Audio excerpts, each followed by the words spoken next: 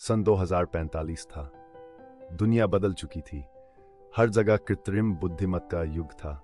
AI doctor थे, AI शिक्षक थे, यहाँ तक कि कलाकार भी अब एआई बन चुके थे। लेकिन एक इंसान था जो अब भी पुराने ढंग से काम करता था। उसका नाम था आर्व मेहता, एक संघर्षरत लेखक। उसकी कहानियां पहले लोगों के दिल को छू जाती थीं, पर अब एआई द्वारा लिखी हर कहानी उससे बेहतर, तेज और भावनात्मक लगती थी। आर्व का आत्मविश्वास धीरे धीरे टूट रहा था। वो खुद से पूछता, जब मशीनें सब कुछ कर सकती हैं तो इंसान की जरूरत क्या रह जाएगी?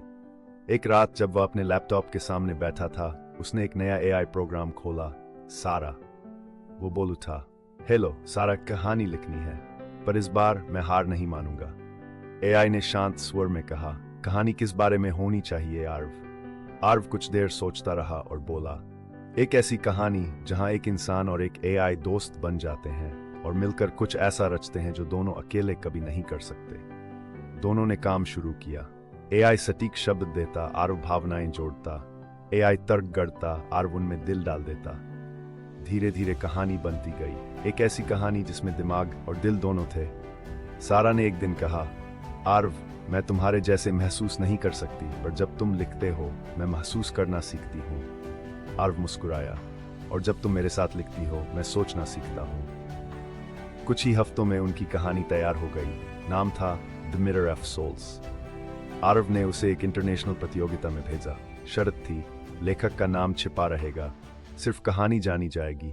एआई और इंसान दोनों की रचनाएं एक साथ जांची जाएंगी।